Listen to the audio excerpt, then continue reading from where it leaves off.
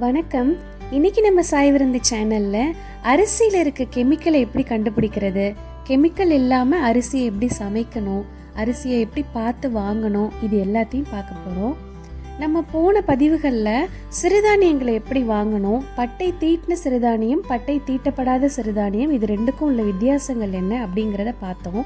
அதே மாதிரி அரிசியை வாங்கும் பொழுது முடிஞ்ச அளவுக்கு வெள்ளை கலரில் இருக்க அரிசிகளை தவிர்த்துடுங்க. எந்த அளவுக்கு வெள்ளை கலரில் அரிசி இருக்கோ அந்த அளவுக்கு அதில் கெமிக்கல் ஆட் பண்ணியிருப்பாங்க, பாலிஷ் பண்ணியிருப்பாங்க. இது போல் பட்டை தீட்டப்பட்ட அரிசிகள் சாப்பிட்றதுனால எந்த பலனுமே கிடையாது, அது உடம்புக்கு ஆரோக்கியமும் இல்லை. அதனால அரிசியோட கலர் கொஞ்சம் மங்கலாக இருந்தாலும் பரவாயில்ல.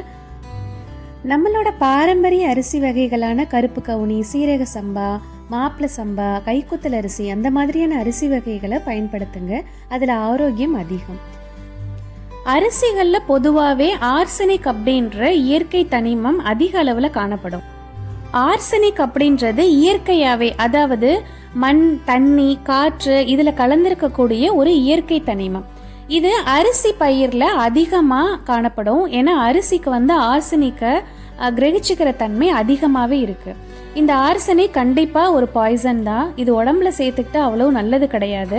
அதனால தான் அரிசியை நல்லா வேக வச்சு சாப்பிடணும், பச்சையாக சாப்பிடக்கூடாது அப்படின்றது. அரிசியை வேக வைக்கும் பொழுது அதனுடைய ஆர்சனிக் லெவல் குறைஞ்சிரும். இது தவிர நம்ம நெல்லை விளைவிக்கும் போது பயன்படுத்தக்கூடிய ரசாயன உரங்கள், பூச்சிக்கொல்லிகள், அறுவடை முடிஞ்சதுக்கு அப்புறம் அதை சுத்தம் பண்ணுவாங்க. அதில் சில நிர்ணயிக்கப்பட்ட அளவு கெமிக்கல்ஸை ஆட் பண்ணுவாங்க. இதோட அளவு அதிகமாகும் போது உடம்புக்கு பல வகையான பிரச்சனைகளை உண்டு பண்ணும். இப்போ இந்த கெமிக்கலை நம்ம எப்படி கண்டுபிடிக்கிறது? இதுக்கு ஃபர்ஸ்ட் மெத்தட் என்னன்னா பழைய சாதம் தான். நீங்கள் அரிசி வாங்கின உடனே சாதம் வடித்து தண்ணி ஊற்றி மூடி வச்சிடுங்க. அடுத்த நாள் காலையில் அதில் மோர், உப்பு எதுவுமே சேர்க்காம அந்த சாதத்தை அள்ளி சாப்பிட்டு பாருங்க. அதிக அளவு மருந்து கலந்துருந்தாங்கன்னா அந்த மருந்து வாடை உங்களுக்கு நல்லாவே தெரியும். கொஞ்சம் கவனிச்சிங்கன்னா ஈஸியாக கண்டுபிடிக்க முடியும். இது ரொம்ப எஃபெக்டிவான வழி. இந்த வழியில் நான் சில அரிசி வகைகளை வாங்குறதையே அவாய்ட் பண்ணியிருக்கேன். அதிக அளவு மருந்து கலந்துருந்தாங்கன்னா சாதமும் இப்படி இருக்காது, பழைய சாதம் நசநசத்து போயிடும். அடுத்த மெத்தட் நீங்கள் குக்கரில் சமைச்சாலும் சரி, இல்லை பானையில் நீங்கள் வடிச்சிங்க அப்படின்னாலும் சரி, அதை திறக்கும் போது ஒரு ஆவி அடிக்கும் இல்லையா, அதை நீங்கள் நல்லா கவனித்து பார்த்தீங்கன்னா அதிக அளவு அரிசியில் மருந்து கலந்துருந்தாங்கன்னா அந்த வாடை நல்லாவே தெரியுங்க. இது நான் நிறைய வாட்டி செக் பண்ணியிருக்கேன். இந்த மாதிரி சப்போஸ் நீங்கள் கைக்குத்தல் அரிசிகளையோ மருந்து கலக்காத அரிசிகளையோ பயன்படுத்தும் பொழுது நெல்லை வச்சா ஒரு வாடை வரும் இல்லையா, அந்த மாதிரி ஒரு அருமையான மனம் வருங்க. அதுலேயும் நம்ம கண்டுபிடிச்சிடலாம். நம்ம பதிவுகளில் பொற்கை கஞ்சி, அம்புலி, இந்த மாதிரி பழைய பாரம்பரிய உணவுகள் பார்த்தோம் இல்லையா, இந்த மாதிரி கஞ்சி வகைகள் செய்யும் பொழுது நீங்கள் ஈஸியாக அதை கண்டுபிடிக்க முடியும். சரி, இந்த அரிசியில் கெமிக்கல் இருக்குது. இந்த அரிசியில் இருக்க கெமிக்கலை எப்படி எடுத்துட்டு சமைக்கணும்?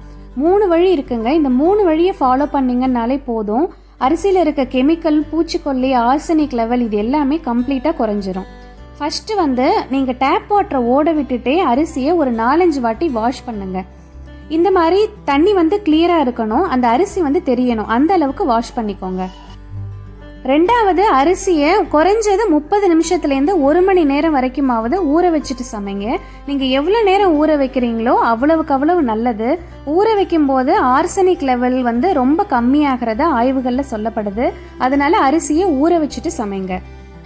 ஊற வச்சுட்டு அதுக்கப்புறம் ஒரு வாட்டி வாஷ் பண்ணிவிட்டு அந்த தண்ணியை கீழே ஊற்றிடுங்க. 3வது, நிறைய தண்ணி பயன்படுத்துங்க சமைக்கிறதுக்கு. அரிசியை உதிராக சாப்பிடணும் அப்படிங்கிறதுக்காக அரைவே காட்டில் சாப்பிட வேண்டாம். அதை நல்லா வேக வச்சு குழைவாக இருந்தால் கூட பரவாயில்ல. அவ்வளோதாங்க. இந்த முறையில் நீங்கள் சமைச்சு பாருங்க. கண்டிப்பாக அரிசியில் இருக்க கெமிக்கல், ஆர்சனிக் லெவல்லாம் குறைஞ்சிரும். ஆரோக்கியமான உணவை நம்மளால எடுத்துக்க முடியும். முடிஞ்ச வரைக்கும் நமது பாரம்பரிய அரிசி வகைகளை பயன்படுத்துவோம். பாரம்பரிய அரிசி வகைகள் அழியாமலும் பாதுகாப்போம். அடுத்து ஒரு ஆரோக்கியமான தகவலோட, பாரம்பரிய ரெசிபியோட உங்களை சந்திக்கிறேன். நன்றி.